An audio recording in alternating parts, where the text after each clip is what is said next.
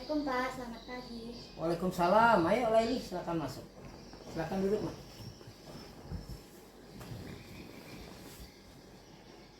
Oke, Laili, tahu kenapa Bapak panggil ke sini, Nak? Mungkin berkaitan dengan tugas Pak. Ya, benar. Kamu tapi kemarin masuk kan? Iya Pak, masuk, tetapi saya tidak mengumpulkan tugas. Nah, di situ kesalahannya ya. Laili, semua orang itu punya kesalahan, termasuk Bapak. Namun, setiap tindakan kita pasti ada alasannya. Sekarang Bapak mau tahu alasan Laili kemarin tidak mengumpulkan tugas kenapa? Saya capek dan mengantuk Pak, soalnya malamnya scroll TikTok sampai jam 12 malam, akhirnya saat pelajaran jadi ngantuk. Di situ ya. Nah, kamu masih ingat nggak keyakinan kelas kita? Masih Pak. Kalau masih ingat, kira-kira yang kamu lakukan itu sudah sesuai dengan keyakinan kelas yang mana? Sudah sesuai belum dengan keyakinan kelas itu? Belum Pak. Belum. Kalau belum, keyakinan kelas yang mana itu? Selalu bertanggung jawab Pak. Oke, selalu bertanggung jawab, termasuk terhadap diri kita, tugas kita ya. Nah, apakah kamu punya solusi tentang itu? Iya Pak, pertama saya minta maaf karena tidak mengumpulkan tugas. Kedua, saya tidak akan tidur terlalu malam lagi. Dan yang ketiga, saya akan mengerjakan tugas dari Bapak dan akan saya kumpulkan besok. Oke, baik.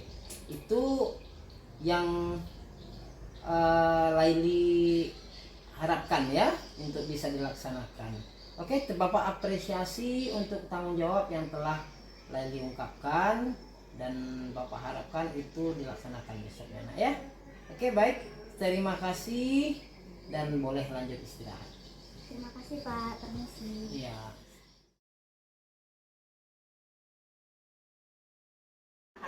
Ibu nak kan ngomong di sini. Ya. Udah. Ayo. Siap gerak. Langsung depan gerak. Siap gerak.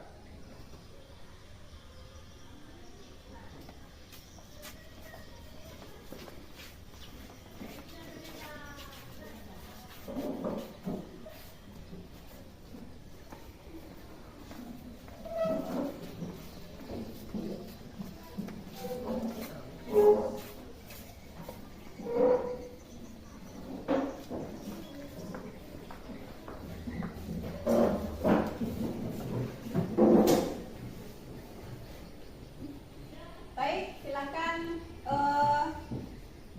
tunggu dulu ya. Enggak.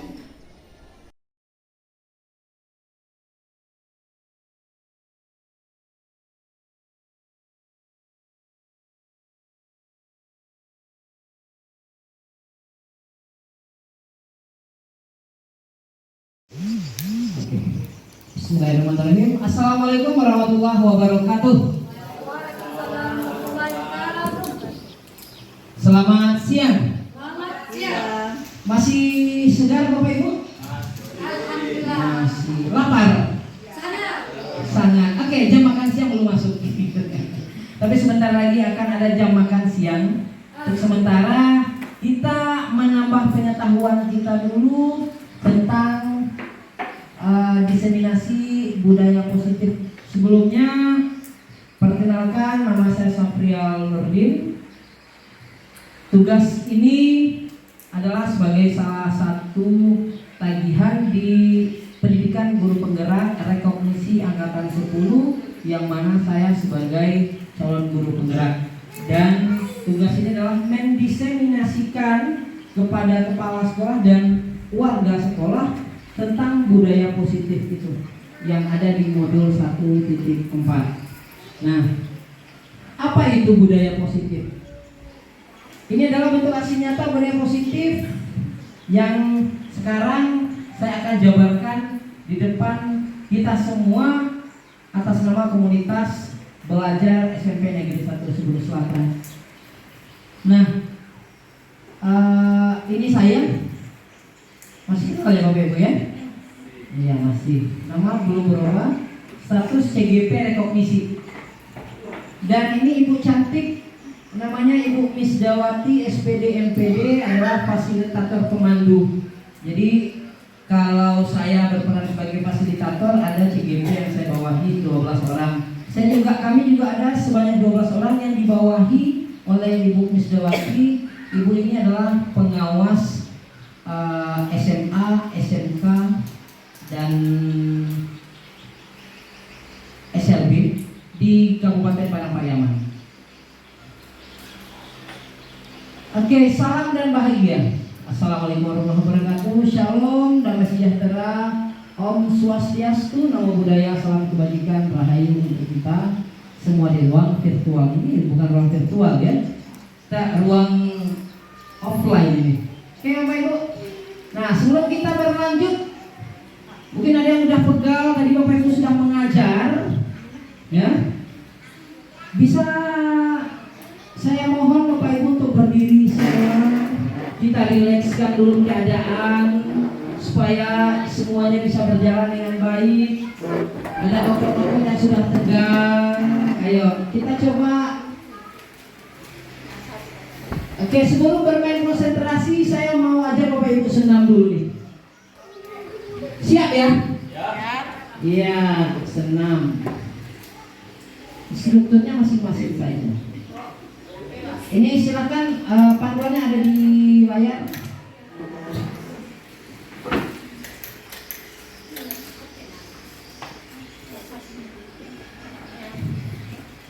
Oke, siap Bapak Ibu, supaya tidak terganggu silakan keluar dari mejanya. Nanti susah, nanti tersenggol-senggol, jadi goyangannya pun kurang sedap gitu. Oke, silakan cari ruangan yang agak sedikit lapang. Oke Bapak Ibu. Maaf, ini belum tersambung ya. Oke, maaf, sebentar saya sambungkan dulu.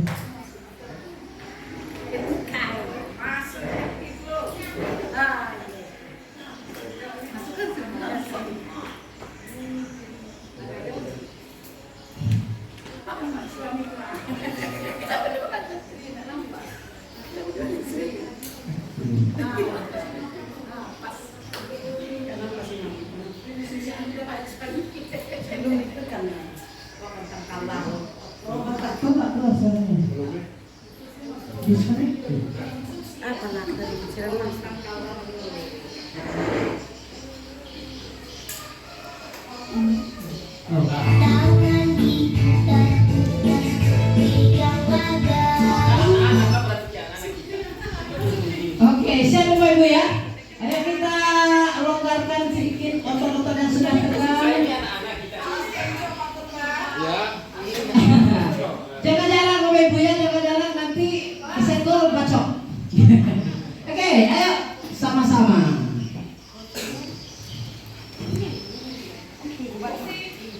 Mana suaranya?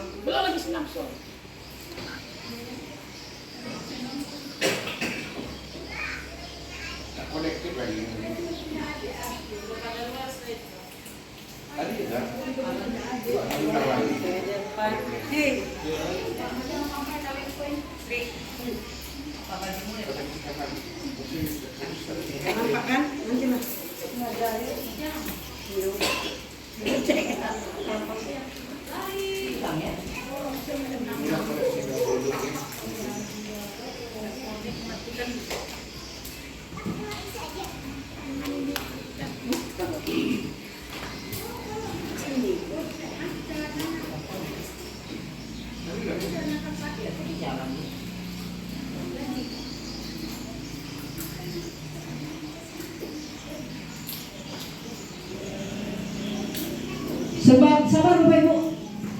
Sabar di sini juga. Mau goyang aja, goyang tangannya ya.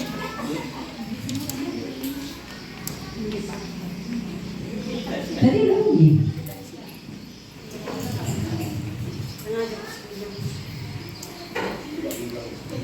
volume awalnya enggak.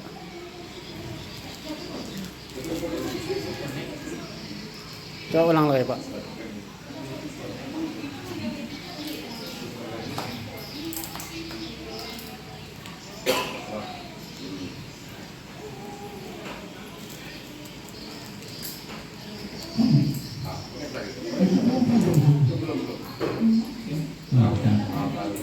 Oke.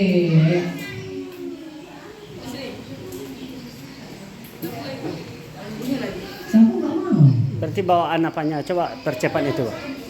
Oh, sebentar.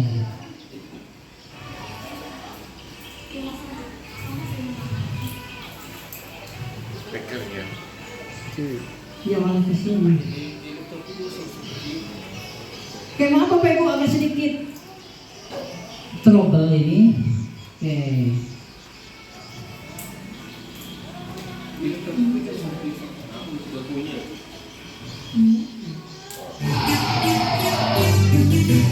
Ayo. Ya, kita mulai Bapak Ibu, silakan berdiri. Ya. Sip. Ayo goyang.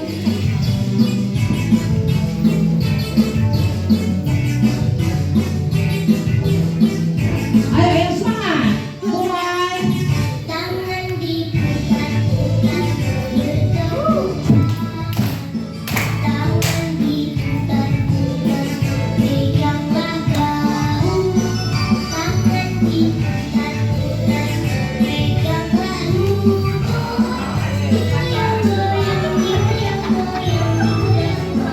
Ayo masih goyang. Tangan diputar-putar bertepuk tangan. Tangan diputar-putar peganglah daun. Tangan diputar-putar peganglah daun. Digoyang-goyang, digoyang-goyang, digoyang-goyang. Diputar-putar, diputar ke atas. Diputar-putar, diputar ke bawah. Diputar-putar, diputar ke bawah. Ya. Mari digoyang aja. Oke. Tepuk tangan untuk kita semua Bapak Ibu. Terima kasih. Memang kayaknya musiknya yang bermasalah. Oke. Gimana Bapak Ibu? Udah agak segar? Sudah panas ya? Oh. Oke. Terima kasih Bapak Ibu. Kita lanjut lagi. Oke, setelah berputar-putar, diputar-putar tangannya, ototnya sudah mulai lentur sedikit, dan kita siap menerima material cash breakingnya. Tadi saya ganti. Nah, apa itu budaya positif, Bapak Ibu? Yang harus saya diseminasikan ini harus kita ketahui itu apa? Ya, budaya positif. Nah, ada dua kata di sini, ada budaya dan ada positif. Nah, secara bahasa budaya itu adalah kebiasaan, ya, kebiasaan yang kita lakukan. Nah, satu lagi adalah katanya positif. Positif adalah hal-hal yang baik. Nah, di dalam sekolah perlu kita tingkatkan atau kita budayakan adalah budaya positif. Apa itu? Budaya positif adalah budaya-budaya yang merupakan perwujudan dari nilai-nilai atau keyakinan universal yang diterapkan di sekolah. Nah, budaya positif ini seperti apa? Akan jelaskan nanti satu persatu. Salah satunya adalah seperti Bapak Ibu masuk kelas, salam siswanya. Masuk ke kelas itu adalah contoh nyata dari perbuatan atau perlakuan dari budaya positif. Berdoa setiap belajar itu budaya positif, Bapak Ibu. Nah, sebelumnya yang melakukan misal ini ya, saya ke berdoanya. Itu biasanya dilakukan oleh guru yang masuk pertama saja paginya. Dan guru yang kedua sudah tidak melakukan. Apakah itu salah? Apakah itu benar? Salah dan benar. Mungkin ada kebiasaan-kebiasaan yang telah lama dan sudah berakar. Biasanya berdoa pagi dan berdoa siang mau pulang. Pada dasarnya Bapak Ibu bikin di modul ajaran RPP-nya ada salam pembuka gak di RPP? Ada ya, kita bikin. Tapi itu kita lupa, ya kan? Salam pembuka, berdoa itu tetap ada. Sebenarnya itu dilakukan di setiap pembelajaran, setiap pergantian guru. Misalnya saya ngajar pagi sudah berdoa, saya mau keluar berdoa juga. Lalu dilanjutkan materi kedua, misalnya IPS, Bu Rosa misalnya, Bu Rosa lakukan doa lagi, boleh. Tapi ada beberapa hal mungkin yang sebelumnya itu tidak pernah kita lakukan. Tapi ini boleh dilakukan, sangat dianjurkan. Kenapa? Itu sangat meningkatkan daya tangkap siswa, karena mungkin kekuatan doa dalam setiap pembelajaran itu beda-beda. Gitu ya Bapak Ibu, itu contoh kecilnya gitu. Jadi yang seperti itu yang akan kita terapkan nanti di sekolah sama-sama. Tapi mungkin kalau sekali drop saya bilang Senin besok sudah begitu, enggak juga. Jadi ini kita asur-asur pelan-pelan, perlahan. Seperti sekarang kita sudah ketatkan di disiplin kedatangan siswa, ada disiplin apel pagi. Jadi itu tidak hanya berlaku untuk siswa. Siswa akan mencontoh kepada guru. Jadi kita juga lebih tingkatkan. Oh saya baru bisa 7:30, oke. Yang besok baru bisa, oh saya tingkatkan 5 menit, gitu. Besok saya tingkatkan 5 menit. Oke Bapak Ibu ya, next. Nah, ini Bapak pendidikan kita seperti slogan dari Kementerian Pendidikan sekarang itu adalah Merdeka Belajar. Yang merdeka itu seperti apa? Yang merdeka itu menurut Ki Hajar Dewantara, merdeka itu artinya tidak hanya terlepas dari perintah, akan tetapi juga cakap buat memerintah diri sendiri. Gitu. Jadi artinya perlakuan budaya positif itu tidak hanya sekedar pemberitahuan, besok datang cepat. Yang menyuruh gimana? Gitu. Itu maksudnya. Itu yang merdeka tadi. Artinya kita bisa memerintah, bisa memaksa. Jika apa? Jika kita berikan contoh. Dan itu yang merdeka. Paham ya Bapak Ibu ya? Ini menurut Bapak Pendidikan Bapak Ki Hajar Dewantara.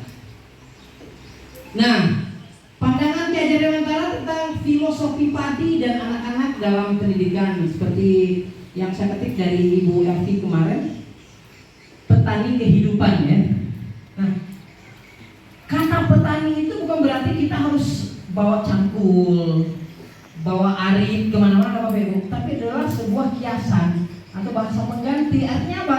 Pandangan Ki Hajar Dewantara itu mengenai padi itu dia diibaratkan olehnya itu adalah murid, ya, itu adalah muridnya dalam melaksanakan pendidikan. Ibarat petani sebagai guru yang menyebarkan benih atau bibit padi tidak bisa memaksakan tanaman padi menjadi tanaman lain. Ya, kalau kita tanam padi, tumbuhnya yang padi. Kalau tanam jagung, tumbuhnya jagung. Gak akan ada padi tumbuh kuaci. Iya kan? Gitu loh Bapak Ibu. Nah, hal tersebut juga dimasukkan kepada anak-anak yang sudah mempunyai minat dan bakatnya masing-masing. Nah, kita harus sadar, kita harus tahu, karena anak-anak ini diciptakan oleh Tuhan itu dengan kodrat yang berbeda-beda, dengan daya tangkap yang berbeda-beda, dengan gaya perilaku yang berbeda-beda. Tugas kita apa? Seperti menanam padi. Mau padinya bagus, ya dipupuk, disiangi. Jangan hanya, hei padi, tumbuhlah kau 1 tangkai 700 bir. Bisa begitu Bapak Ibu? Bisa. Ya, artinya itu harus kita rawat. Nah, itulah kita, petaninya tadi. Oke? Kita tidak bisa memaksa dipaksa menjadi apa yang diinginkan oleh guru atau orang tua untuk tujuan tertentu. Mau jadikan anak tentara saja nggak bisa dipaksa.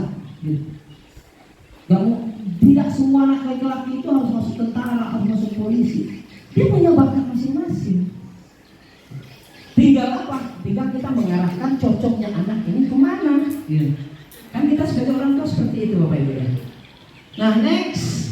Nah sekarang pertanyaannya, setuju atau tidak setuju nih? Nomor 1, hukuman dapat mendisiplinkan anak.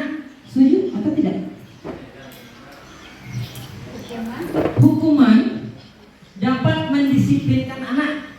Setuju atau tidak? Jawabannya cuma 2. Setuju atau tidak? Setuju. Jawabannya cuma 2. Setuju. Oke. Bu Dina setuju. Setuju. Oke. Ada yang lain yang tidak setuju, ada nggak? Bu Elvin nggak setuju. Bu Rini setuju. Oke. Ini pertanyaan pertama ya. Nanti kita jawab berikut dengan slide sampai 53 slide. Mande. Yang kedua, pemberian hukuman dengan hal positif seperti membaca atau membersihkan halaman sekolah dapat meningkatkan disiplin anak. Setuju atau enggak? Setuju. Misal nih dia terlambat, berarti ayo duduk sini nak, baca buku. Disiplin anak setelah itu, setuju atau enggak? Belum. Nih nomor 2, pemberian hukuman. Hukumannya apa? Membaca atau membersihkan halaman sekolah, itu kan positif ya, itu positif. Apakah hukuman itu bisa meningkatkan disiplin anak? Misalnya dia terlambat nih, anak ini terlambat, lalu kita sudah berikan konsekuensinya kalau terlambat harus baca buku. Setelah itu apakah dia disiplin atau tidak? Setuju atau tidak dengan pernyataan ini? Oke, kalau ragu nanti, oke ya, sabar. Pak sabar aja sabar gitu. Yang ketiga, memberi penghargaan dapat meningkatkan motivasi belajar anak. Setuju atau enggak? Setuju. Setuju? Setuju. Atau tidak? Setuju ya, misalnya nih anak PR-nya bagus, terus latihannya dapat 100, lalu kita kasih penghargaan, misalnya kasih permen atau kasih pujian beda ya. Ini penghargaan itu maksudnya berbentuk berat gitu. Misalnya kita kasih coklat gitu. Oke, jawabannya nanti. Nggak dipaksa, nggak dikumpul hari ini gitu ya.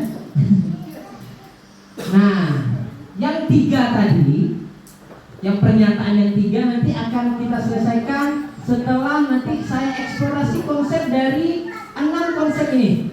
Tentang disiplin positif dan nilai-nilai kebajikan universal, teori motivasi, hukuman dan penghargaan, termasuk restitusi, keyakinan kelas, kebutuhan dasar manusia, lalu 5 posisi kontrol guru, dan cara guru menyelesaikan masalah dengan cara segitiga restitusi, gitu ya.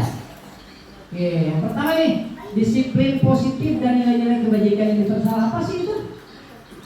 Nah, sekarang Bapak Ibu perhatikan ini, perubahan paradigma nih. Ada A dan B, Anda dan teman Anda selalu berdua ya, selalu berdua begitu. Sobeklah secari kertas kecil, tuliskan benda atau tuliskan sesuatu yang sangat berharga untuk Anda. Sekarang Bapak Ibu bisa dibantu, ada kertas kecil di dekat Bapak Ibu. Oh, banyak. Emas, kuaci boleh. Ya, pikirkan sesuatu itu yang sangat berharga, mau kertas ataupun ada kuaci ataupun daun apa itu yang terdekat. Sobek sedikit saja, ya. Sobek sedikit lalu genggam. Misalkan itu adalah harta atau benda atau sesuatu yang sangat berharga, digenggam, ya, digenggam. Setelah itu letakkan di salah satu tangan Anda dan genggam benda tersebut dengan segala daya, ya, segala daya, bukan Cecilia daya, tapi dengan segala daya, gitu ya. Buatlah sebuah kepalan, dikepal, lalu teman Anda atau teman Bapak Ibu yang ada di sebelah atau di depan akan mencoba dengan sekuat tenaga dengan berbagai cara untuk meminta Anda memberikan benda tersebut. Si B yang teman tadi boleh membujuk,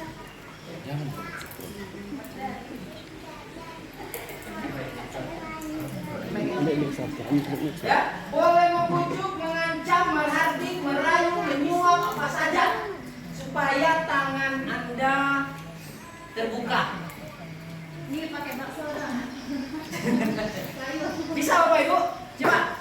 Mungkin saya butuh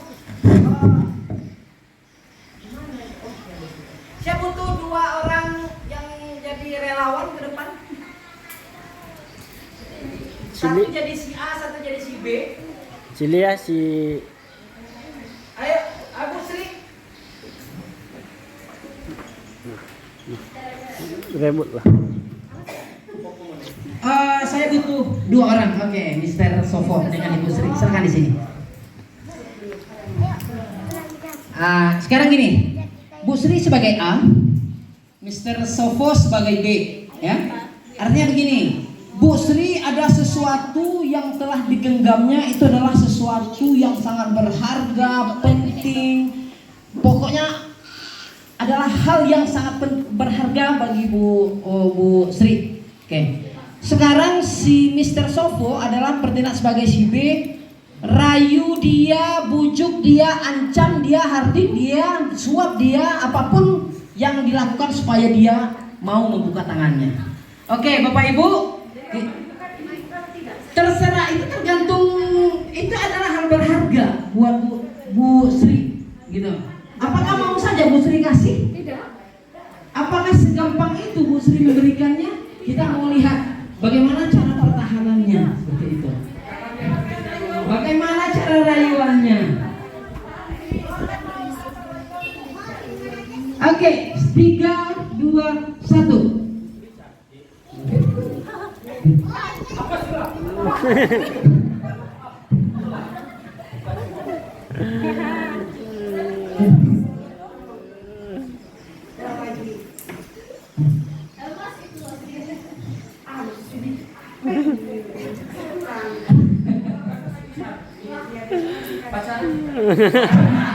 Oke, tepuk tangan dulu Bapak. Semua tepuk tangan. Aduh, ini ketahuan ini ya. Di luar skenario kan. Itu nanti setelah ini silakan lulus berdua. Nah, Bapak Ibu, di situ tadi bisa terlihat ya. Dengan berbagai rayuan, itu adalah sesuatu yang kita miliki, yang dipraktekkan oleh Ibu. Apa yang terjadi? Nah, ayo kita lihat Bapak Ibu. Perubahan paradigma teori kontrol. Nah, ada ilusi guru untuk mengontrol murid, ya. Kita sebagai guru itu mengontrol murid.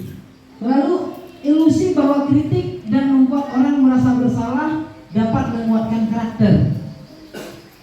Lalu bahwa semua penguatan positif efektif dan bermanfaat.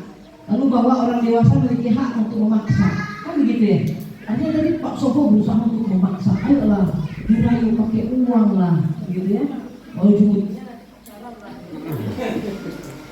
kita memang restu saya pakai uang. Ada baterai di lemari.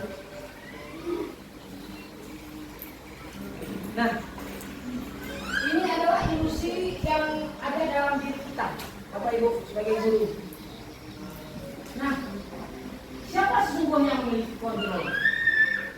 Yang terhadap siswa itu kontrolnya seperti apa? Nah, dalam stimulus responnya kita cari kontrolnya di sini. Kita mencoba mengubah orang agar berpandangan sama dengan kita. Bapak Ibu ya. Nah, cari kontrolnya gimana? Kita berusaha memahami pandangan orang lain tentang dirinya. Jadi artinya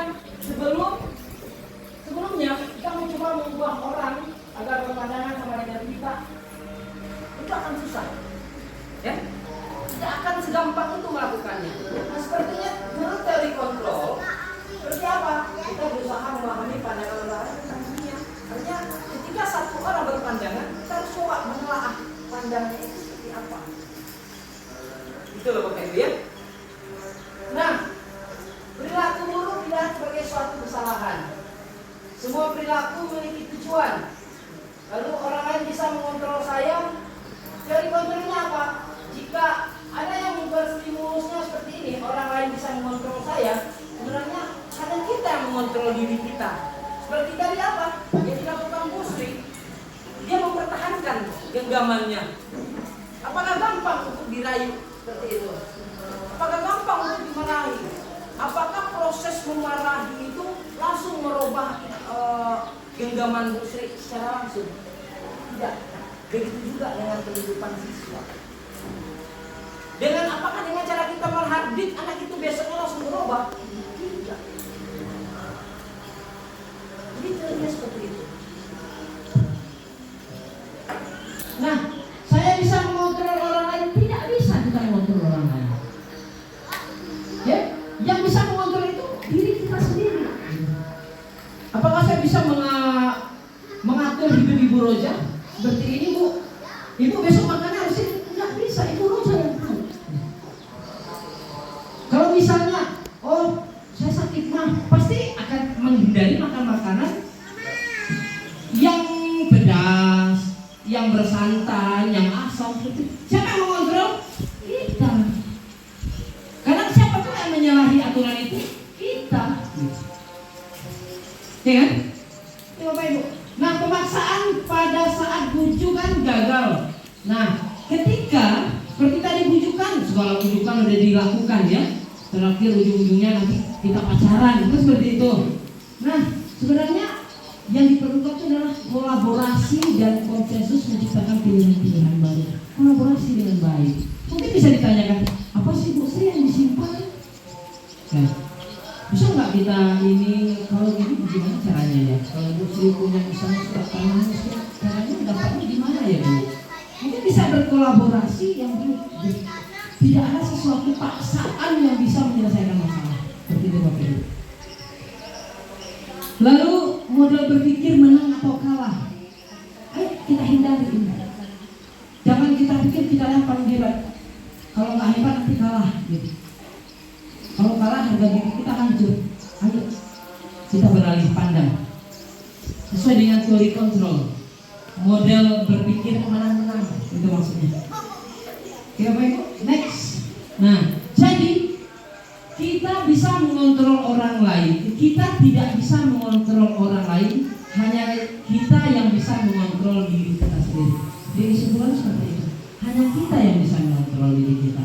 Boros, kan nggak bisa dikontrol. Misalnya nih, keranjang Shopee udah penuh, saya nggak mungkin marah. Tidak bisa. Tapi kan kita tahu nih, kapan harus membeli ini, kapan harus membayar itu. Yang kontrol siapa? Diri kita. Oke Bapak Ibu ya. Next, ini disiplin positivitas teori kontrolnya dari mana? Menurut Dr. William Glazer, ada 4 pemikirannya. Yang pertama adalah Anda tidak bisa mengontrol orang lain, hanya Anda yang bisa mengontrol diri Anda. Maknanya di mana?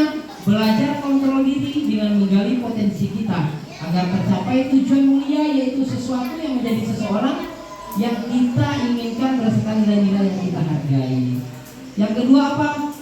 Semua perilaku memiliki tujuan. Ada teori motivasinya. Ada dari ekstrinsik dari luar untuk menghindari hukuman. Yang kedua untuk mendapatkan imbalan. Ada yang intrinsik untuk menghargai diri sendiri, nilai kebajikan, nanti berujung menjadi sebuah keyakinan kelas, Bapak Ibu. Nah, ada 5 posisi kontrol menurut si Dr. William ini. Yang pertama sebagai penghukum. Kalau nggak datang cepat, ambil sampah, buang. Itu penghukum sih sebenarnya. Tapi di sini ada pembelajaran Bapak Ibu. Semakin dilakukan, semakin belajar lagi. Yang itu salah ternyata, nanti kita bahas. Lalu pembuat rasa bersalah. Pembuat rasa bersalah itu seperti apa? Tidak sayang kau sama orang tuamu. Tidak kasihan sama orang tuamu. Itu efeknya bisa gede loh Bapak Ibu. Anak itu menjadi emosinya tidak teratur gitu. Lalu juga ada sebagai teman, tidak cuma baik juga. Lalu kita temani semuanya, tidak bagus juga. Ada lagi. Nanti kita ini sebagai pemantau, hanya mantau-mantau aja. Kita pemantau. Nah ini posisi bagusnya. restitusi manajer ini bisa diterapkan sebagai apa? Dengan apa? Dengan segitiga restitusi. Nanti saya sediakan video segitiga restitusi. Lalu ada realitas kebutuhan dasar manusia itu ada 5. Manusia itu butuh, anak-anak itu termasuk kita butuh untuk bertahan hidup, ya kan ya? Lalu butuh untuk penguasaan, butuh tati tayang, gitu ya. Semua kita butuh tati tayang, butuh kasih sayang dan rasa diterima. Lalu butuh kesenangan, ya Bapak Ibu ya. Senang karaokean kalau lagi istirahat itu kesenangan Bapak Ibu. Makanya saya nggak marah, santai saja. Itu adalah kesenangan. Dan ada lagi kebutuhan rasa manusia tadi kebebasan yang terkontrol, seperti itu Bapak Ibu ya. Nah, makna disiplin ini baru disiplin. Disiplin itu artinya belajar, yang berkonotasi dengan disiplin diri dari murid-murid Sokrates dan Plato. Oke, dalam budaya kita makna kata disiplin telah berubah menjadi sesuatu yang dilakukan seseorang pada orang lain untuk mendapatkan kepatuhan. Kecenderungan umum adalah menghubungkan kata disiplin dengan ketidaknyamanan, bukan dengan apa yang kita hargai atau pencapaian suatu tujuan mulia. Oke, next.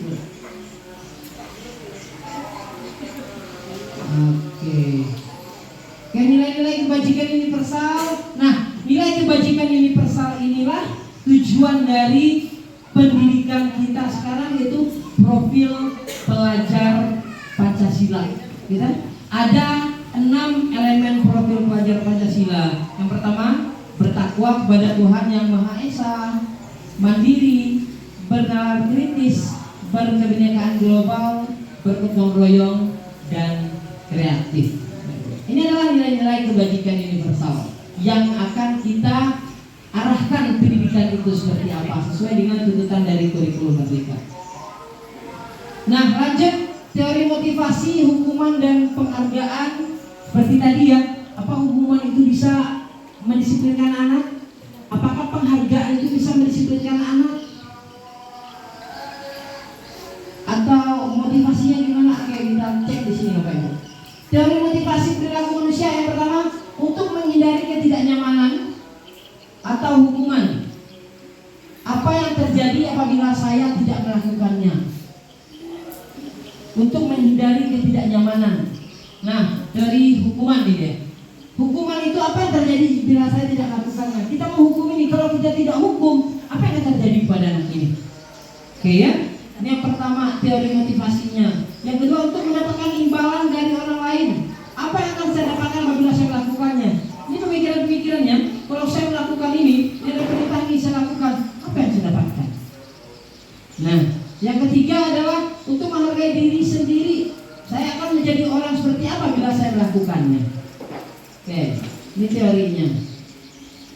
Dihukum oleh penghargaan, bahwa penghargaan berlaku sama dengan hukuman, dalam arti meminta atau membujuk seseorang untuk melakukan sesuatu, memenuhi suatu tujuan tertentu dari orang lain, untuk meminta, membujuk. Kayak artinya begini Bapak Ibu, penghargaan itu kita akan beri penghargaan ketika sesuatu dilakukan dengan tepat, ya kan begitu ya? Dilakukan dengan tepat dengan cara apa? Ada kita juga membujuk seseorang. Lakukan ini, atau bisa begini, nanti apa ya? Kamu pergi dulu ke sana, ketika balik nanti Bapak kasih kue deh, gitu. Kan gitu ya? Itu adalah bentuk penghargaan atau sesuatu yang dipaksakan, kan gitu, menghargai dia. Nah, seperti itu pengaruh jangka pendek dan jangka panjang. Apa pengaruhnya yang seperti itu? Berpengaruh nggak ketika kita selalu meminta seseorang lalu dengan ada imbalan di belakangnya? Berpengaruh nggak terhadap anak? Berpengaruh, iya kan? Artinya nanti setelah kita lakukan hal berikutnya, dia akan berpikir lagi, kok kemarin nggak dikasih imbalan ya kemarin? Gitu ya? Gitu ya Bu Dina ya? Misal nih, belikan itu dulu mie, nanti ibu belikan kamu lontong, kan seperti itu. Ketika itu tidak terlaksana, dia akan menjadi sebuah beban pikiran, kan jadi pertanyaan. Ya, itu logikanya, gitu Bapak Ibu. Lalu penghargaan, makanya di sana menjadi sebuah penghargaan itu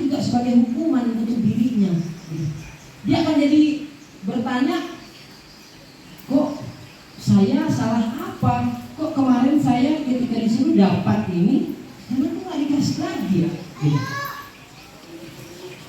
Oke, Bapak Ibu. Lalu penghargaan mengurangi ketepatan. Nah, kadangkala sesuatu yang kita banggakan udah kita kasih penghargaan, si dia yang menerima penghargaan tadi kadang-kadang suka lalai. Setelah dihargai, besoknya malah kembali nol, kembali ke pengaturan awal. Seperti itu. Apakah itu semuanya? Tidak. Hanya ini penelitiannya. Maka penghargaan tidak efektif dan penghargaan juga merusak hubungan. Jadi seperti tadi, ketika kita tidak menghargai seseorang lagi, oh kemarin saya dikasih ini, hari ini enggak lagi. Jadi itu suatu dendam, bisa jadi suatu perbincangan, dan itu bisa menjadi sebagai perusak hubungan di antara kita. Gitu saja. Ya, itu teorinya. Itu teorinya ya.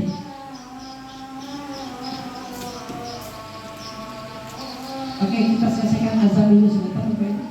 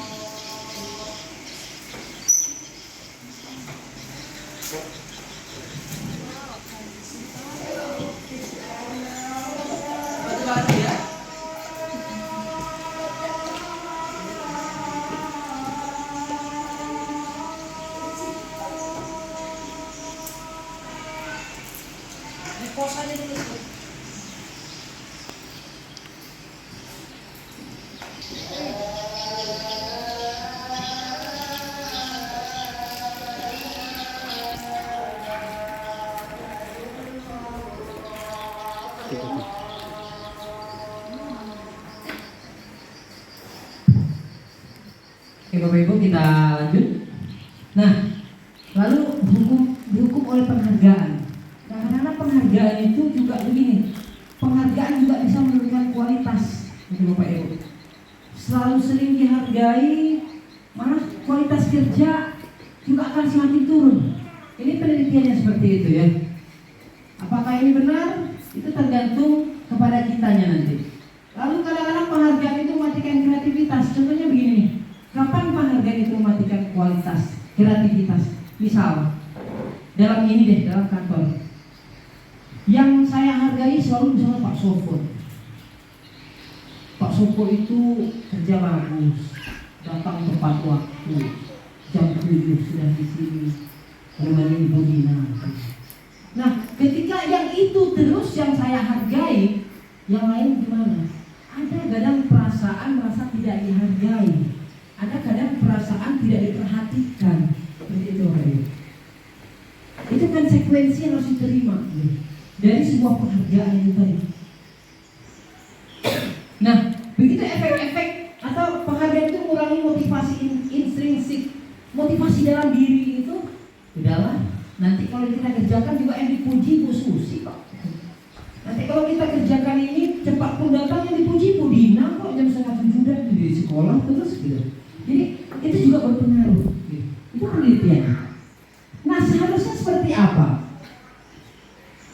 Nah, dalam memberikan apresiasi jadi penghargaan itu lebih bagusnya, lebih enaknya mungkin memberikan sebuah apresiasi kepada keseluruhan, bukan terhadap satu orang saja, walaupun melakukan hal yang kecil saja. Nah, apa itu? Dalam memberikan apresiasi perlu diingat. Nah, yang ini dia. Ini kepada siswa ya. Kalau mungkin saya kepada siswa, kepada guru begitu. Tapi mungkin kalau guru mungkin lebih kepada teman sejawat atau siswa di dalam kelas. Beri dukungan secara khusus Bapak Ibu. Ayo anak, belajar lebih giat lagi.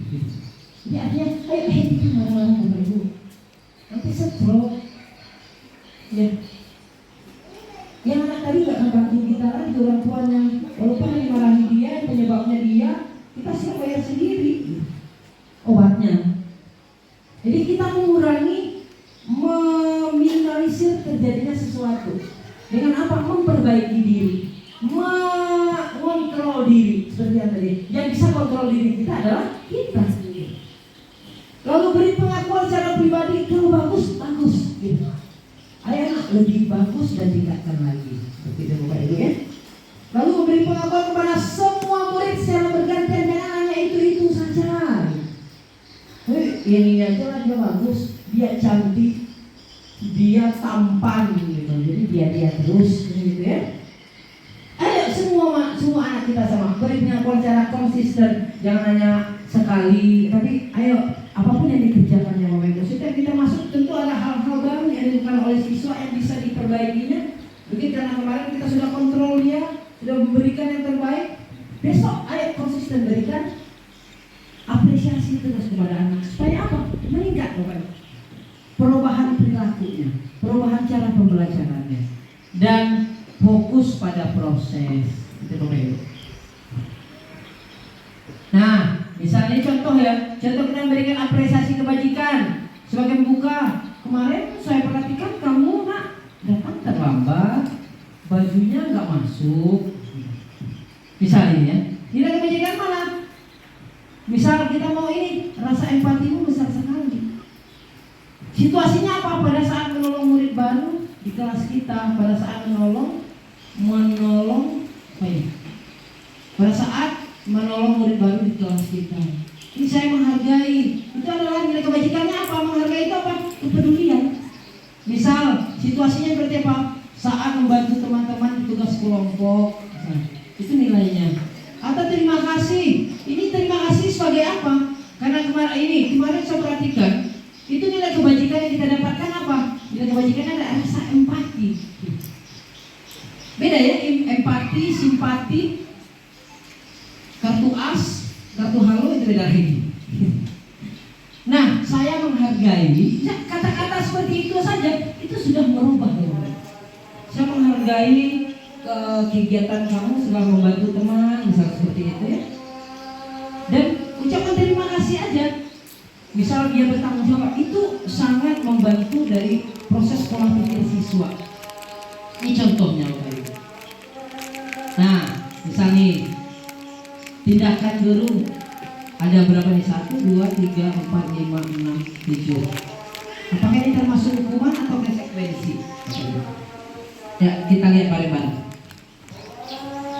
Mencatat 100 kali dalam buku sebuah kalimat, saya tidak akan datang terlambat lagi karena terlambat ke sekolah.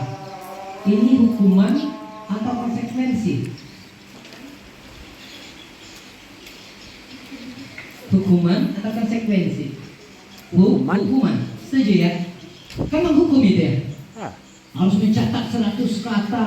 Capek loh gitu ya? Ini adalah hukuman. Setuju Bapak Ibu? Setuju. Atau lari mengelilingi lapangan basket 2 kali setelah terlambat hadir di sekolah. Hukuman atau konsekuensi? Jadi apa perbedaan hukuman dengan konsekuensi? Oke, nanti kita lihat. Ini hukuman ya. Lalu murid diminta untuk push up 15 kali karena tidak menggunakan masker ke sekolah. Ini misalnya dari COVID. Hukuman atau konsekuensi? Hukuman. Kalau ini menggantikan kertas tugas teman yang telah dicoret-coret, hukuman atau konsekuensi? Konsekuensi. Ada hukuman di sini? Nggak ada ya? Membersihkan tumpahan air di meja tulis karena tersenggol pada saat belajar, hukuman atau konsekuensi? Ya. Bertanggung jawab, konsekuensi ya. Konsekuensi. Lalu murid disuruh untuk tidak mengenakan sepatu seri di sekolah karena tidak mengenakan sepatu hitam, hukuman atau konsekuensi? Hukuman atau konsekuensi? Hukuman. Disuruh Ya? untuk Kan tidak. pemerintah kan ini disuruh membuka sepatunya karena nggak hitam, atau lari mengelilingi lapangan basket karena terlambat 10 menit pelajaran olahraga, hukuman. Oke, kita lihat di sini. Ini adalah konsekuensi, ini hukuman. Konsekuensi ya. Membersihkan tumpahan air karena dia menyenggol sendiri, hukuman. Nah, apa sih perbedaan hukuman dan konsekuensi ini dia? Hukuman itu adalah sesuatu yang menyakitkan dan harus terjadi. Seperti tadi, lari itu menyakitkan nggak sih? Melelahkan, ya kan? Sakit lelah semuanya. Konsekuensinya apa? Sesuatu harus terjadi, tidak menyakitkan. Seperti tadi apa? Karena dia mencoret buku temannya, dia harus gantikan bukunya. Ya? Tidak ada fisik di situ. Berarti tidak hukuman. Atau bersihkan meja tadi. Itu ya Bapak Ibu. Lalu hukuman itu membuat anak sakit fisik maupun hati gitu. Fisiknya sakit, hatinya sakit gitu. Nah, pertanyaannya, apakah milih sampah itu hukumannya? Hukuman kan ya? Hukuman. Salah kita ya. Itu nanti di sini kita sama-sama belajar Bapak Ibu. Saya juga belajar dari situ. Yang meningkat. Ya. Maka sesuatu itu ketika kita berkolaborasi dengan baik, kita akan tahu kapan ini benar, kapan ini tidak benar. Gitu. Nah, membuat anak merasa, kalau konsekuensi itu membuat anak merasa tidak nyaman dalam jangka waktu pendek. Ya, tidak nyamannya hanya sebentar. Kalau misalnya membuat anak hukuman itu jangka panjang dia, lama dia ingatnya. Misalnya dipukul, itu lama ingatnya. Ingat dijewer, itu lama. Kan lama ingat sampai dia udah jadi tentara pun masih ingat dia. Bapak ini dulu yang tendang saya, ibu ini dulu yang jewer saya. Lalu hukuman itu membuat anak membenci kedisiplinan. Jadi ternyata ketika kita semakin menyakiti anak dengan hukuman, di situ terlihat disiplin itu juga tidak berjalan dengan baik.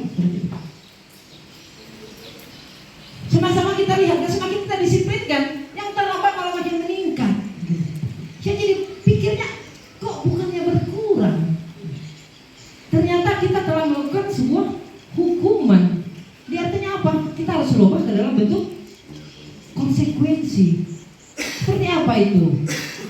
Ya? Nah, dari sini semuanya perbedaannya ini, mana yang sebenarnya yang harus kita lakukan? Hukumankah atau konsekuensikah?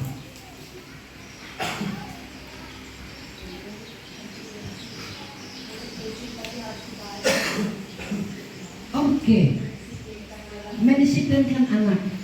Ya Bapak Ibu.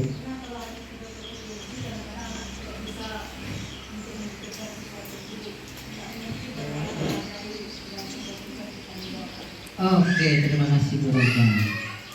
Pandangan yang sangat bagus. Jadi artinya kita dengan konsekuensi ini tanpa menghilangkan secara keseluruhan sebuah hukuman. Seperti itu. Nah, kita lihat nanti efeknya bagaimana. Jika itu sudah berjalan, mungkin bisa konsekuensi itu berjalan dengan mulus. Kan seperti itu ya, Bu Roja ya. Oh, jangan berupa hukuman fisik atau hukuman yang berbentuk mendidik.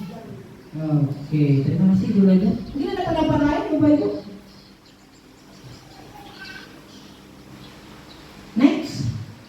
Next ya.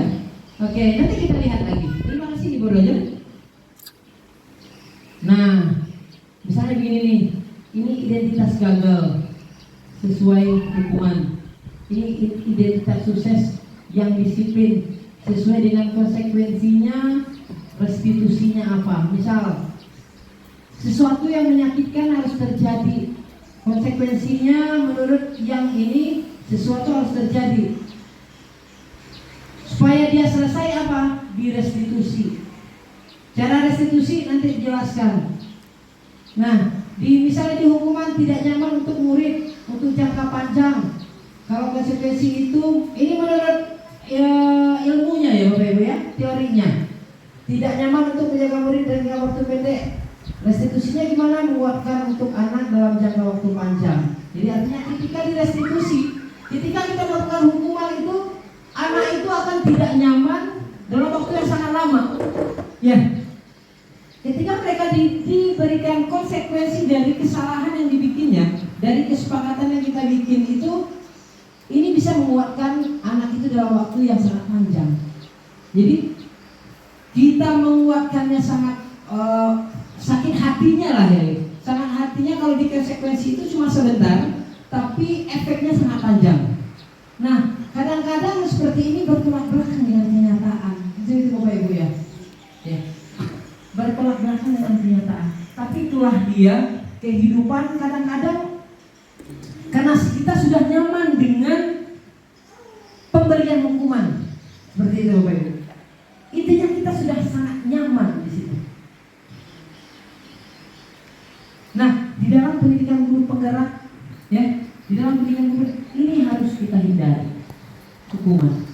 Tapi coba lakukan seperti ini. Ini teorinya bagus.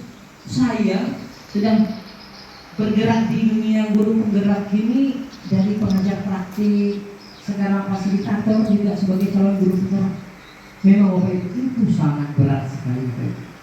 Kadang-kadang sampai di lokasi itu balik lagi menjadi hukuman. Iya, balik lagi. Apakah itu salah?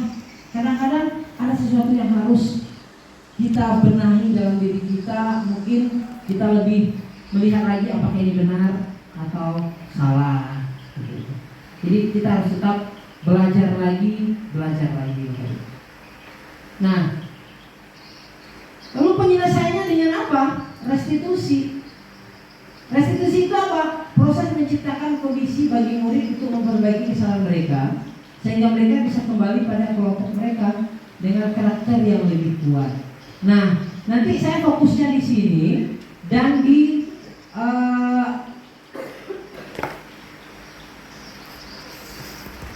ini. Saya fokusnya di keyakinan kelas. Nah, kalau misalnya di sekolah kita kan sudah ada nih tata tertib sekolah. Ya, di sekolah juga ada tata tertib kelas. Ya kan seperti itu Bapak Ibu ya. Untuk menciptakan budaya positif salah satunya apa? Seperti tadi masuk kelas harus salam dulu dan kelasnya harus bersih. Dan salah satu implementasinya adalah itu dia, tim kebersihan tadi. Itu budaya positif, budaya hidup bersih. Nah, di pembelajaran ketiga tentang keyakinan kelas, Bapak Ibu. Kita lihat ini, mengapa tidak peraturan saja? Kan kita sudah punya peraturan, kenapa harus diganti katanya dari peraturan menjadi kesepakatan? Gitu. Kita lihat di sini, mengapa harus keyakinan kelas? Kok enggak peraturan saja? Kita bisa di sini, mengapa kita memiliki peraturan harus menggunakan helm bila mengendarai kendaraan roda 2? Ini peraturannya. Mengapa harus menggunakan helm? Keselamatan, supaya kalau jatuh nggak langsung pisah mata, hidung di kelas. Nah, jika ini terlaksana semua, maka budaya positif itu bisa terlaksana di sekolah yang baik. Ini bicaranya gampang ini sangat gampang sekali ini. Kamu ngomong aja, melaksanakan itu sulit. Tapi asal kita konsisten dengan setiap kegiatan kita, Bapak Ibu, budaya positif ini akan terlaksana dengan baik. Mungkin dulu pernah ya, saya belum pindah ke sini. Pernah nggak Bapak Ibu guru menyambut siswa di depan gerbang? Saya pernah tahu sih di sekolah ini pernah lakukan seperti itu. Sebelum COVID ya, berdiri yang guru piket atau guru-guru semuanya ya. Salam semua siswa yang baru datang. Pernah ya? Tapi saya pernah dengar gitu. Pak Amati ya, UM pernah kayaknya. Tapi itu tidak berjalan lama ya, tidak berjalan lama. Sebelum corona. COVID. Sebenarnya itu bagus.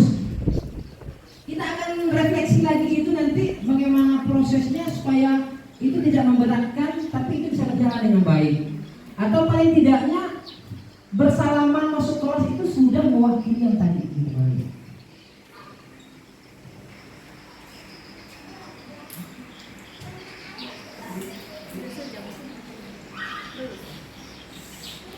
Oke, keyakinan kelas. 1 menit lagi.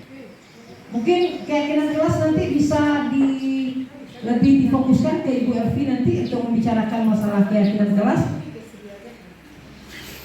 Lalu sebenarnya keyakinan kelas ini dilaksanakan Bapak Ibu di awal semester, gitu ya. Harusnya seperti itu.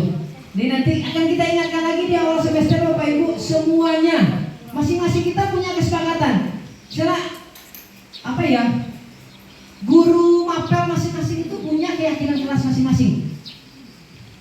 Apakah semuanya akan ditempel di kelas? Enggak mesti Bapak Ibu. Enggak mesti ya. Kalau yang menempel cukup wali kelasnya saja.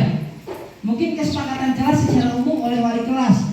Tapi mungkin kesepakatan pembelajar kelas saat belajar per mapelnya itu tentukan keyakinannya apa. Misal kalau terlambat apa konsekuensi. Jadi sifatnya begini Bapak Ibu. Kalau dia hukuman itu kita yang tetapkan.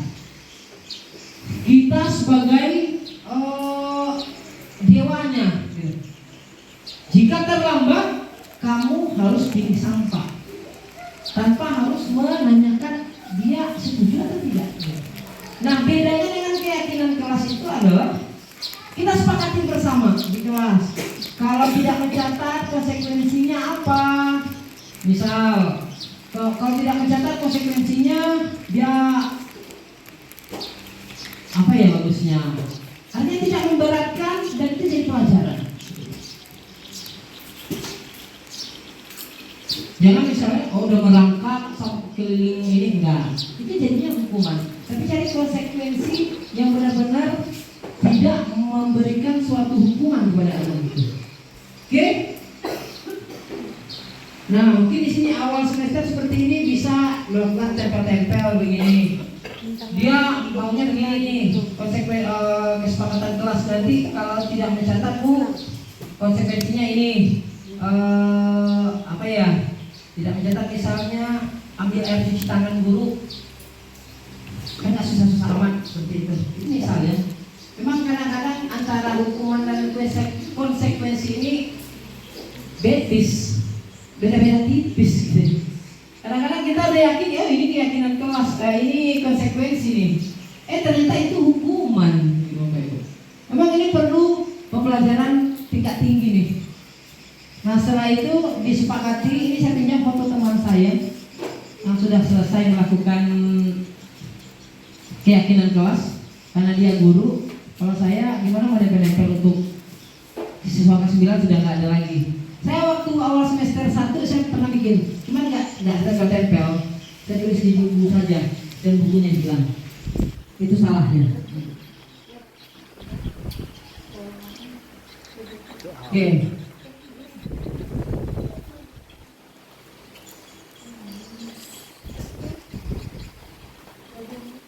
Saya ke segitiga restitusi ini begitu.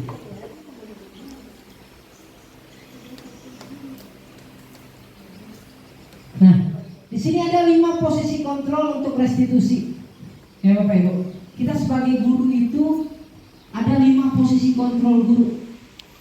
Yang pertama, kita itu posisinya sebagai penghukum. Contohnya gini nih. Patuhi aturan saya, kalau tidak awas. Pernah bicara seperti itu Bapak Ibu? Saya pernah. Saya pernah melakukannya. Atau kamu selalu saja salah. Ada. Ini sesuai riset.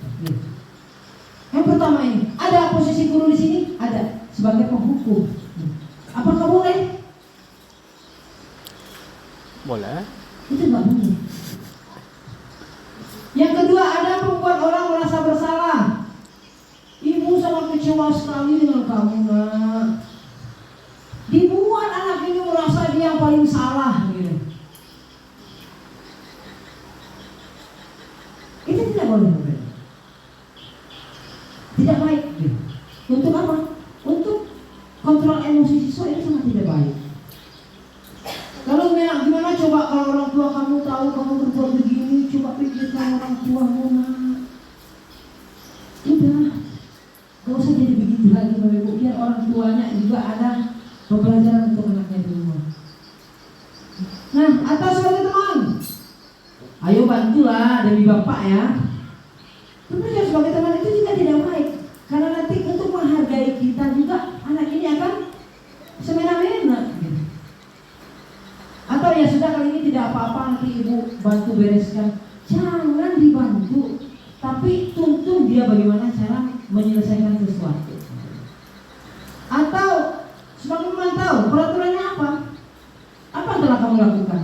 Hanya sekedar gitu-gitu saja. Saksi atau konsekuensinya apa? Nah, seharusnya kita itu harus seperti apa Bapak Ibu? Kita harus bertindak sebagai manajer. Manajer apa? Pernah dengar kata manajer ya Bapak Ibu ya? Biasanya itu lebih di perusahaan. Tapi sebenarnya kita ini adalah manajer. Kita adalah pemimpin dalam kelas. Makanya dalam pendidikan guru penggerak itu yang diutamakan sasaran utamanya adalah pemimpin pembelajaran.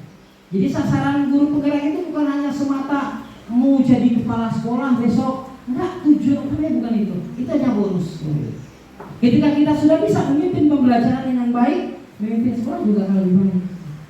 Tahu bagaimana penyelesaian masalah dengan baik, tanpa harus ada kekerasan, tanpa harus ada perkelahian seperti Bapak Ibu. Nah, sebagai manajer itu seperti apa? Apa yang kita yakini? Kalau berbuat seperti ini bagaimana? Ya, kenapa begitu nah? Tidak tanya yang seperti ini. Atau apakah kamu meyakininya? Misal dia terlambat nih. Kenapa terlambat nah? Ketiduran. Ya kan? Kenapa ketiduran? Tentu ada alasan. Jadi kita cerita seperti itu Bapak Ibu. Atau jika kamu yakininya, jika kamu perbaiki ini, hal yang menunjukkan apa tentang dirimu? Kalau misalnya seperti ini, apa yang bisa dilakukan? Nah? Apa kegiatan yang bisa meningkatkan kreativitasmu? Biar dia berpikir sendiri. Nah, yang seperti ini nanti kita selesaikan dengan cara segitiga restitusi Bapak Ibu. Nah,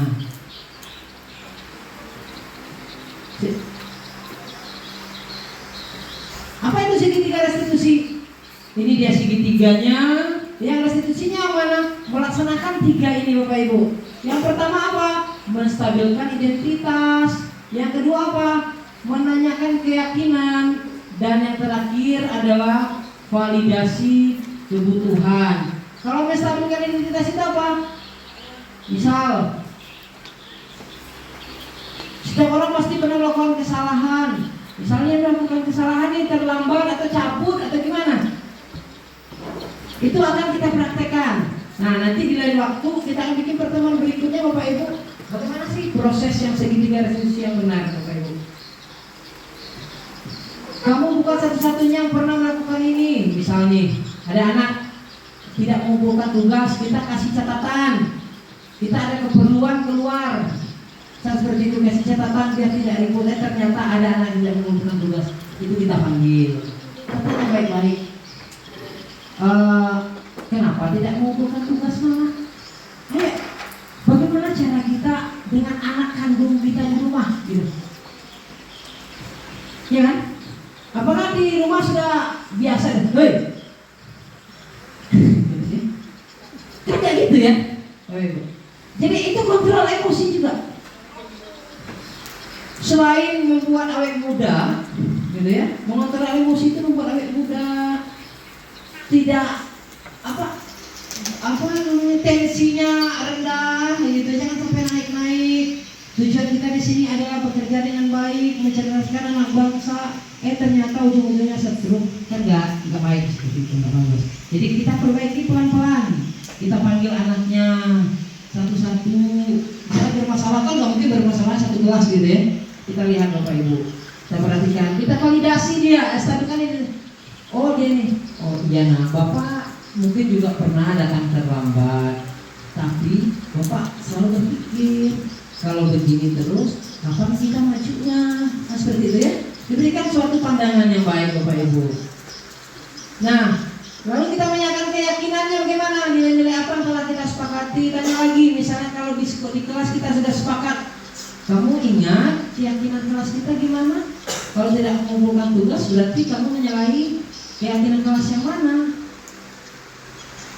Misal dia jawab yang saya tidak bertanggung jawab. Biarkan dia untuk menyadari dirinya sendiri Bapak Ibu. Apakah ini kadang-kadang jadi sebuah ini hanya cerita sih, ini paket. Tapi itulah yang benarnya Bapak Ibu.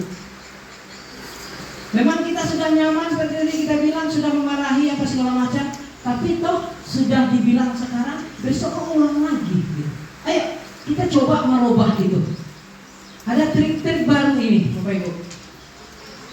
Trik-trik seperti ini kita lakukan, berubah nggak dia? Ada nggak perbaikan perilaku dari anak itu? Nah, yang ini namanya segitiga restitusi. Setelah itu apa? Kita validasi kebutuhannya apa sih? Kamu tentunya punya alasan mengapa melakukan itu. Oh mungkin ya saya ketiduran, tidak datang sekolah semalam, nge-scroll TikTok sampai jam 1 gitu. Dan itu joget-joget. Makanya jadi tidurnya malam, sekolahnya datangnya terlambat, nyampe di meja ketiduran, Bapak Ibu ya. Ya kita tanya, udahlah kita hentikanlah berteriak-teriak, kita hentikanlah marah-marah, jaga stabilitas emosi. Ayo kita perbaiki pola kita mendidik seperti apa, kita jaga juga kontrol diri kita supaya apa? Supaya awet muda bisa hidup dengan bahagia dan mengajar itu harus dengan bahagia. Jangan sampai ada beban, jangan sampai ada sesuatu yang menghalangi kita.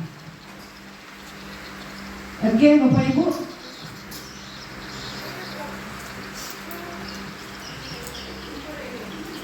Nah, itu tadi tentang segitiga restitusi. Kalau udah terima kasih aja. Hah? Udah mau terima kasih gitu. Udah mau terima kasih. Oke Bapak Ibu, mungkin ada pertanyaan, silahkan. Ada tanggapan? Mungkin apa yang saya sampaikan ini masih sekedar ilmu baru yang sama-sama kita dapatkan. Mungkin kita akan tindak lanjuti lagi, kita akan bahas satu-satu Bapak Ibu, supaya ini kan masih secara global saya kasih penjelasan tentang budaya positif itu bagaimana. Apakah langsung kita terapkan drop sekaligus? Tidak, tapi ada beberapa kegiatan-kegiatan yang nanti akan kita berlakukan di semester depan. Nah, dari saya rasa cukup sekian materi hari ini Bapak Ibu. Mungkin ada refleksi untuk kegiatan kita hari ini. Yang pertama, hal baru apa yang mengubah paradigma saya yang saya dapatkan? Mungkin hal apa yang kita dapatkan? Bapak Ibu, apa sih yang didapatkan dari materi itu secara singkat saja?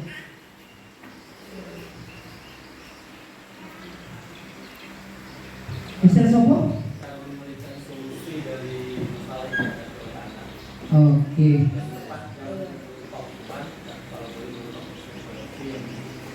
Oke, terima kasih Mr. Aplaus dulu untuk Mr. Sopo Bapak Ibu. Jadi akhirnya Mr. Sopo mendapat pembelajaran.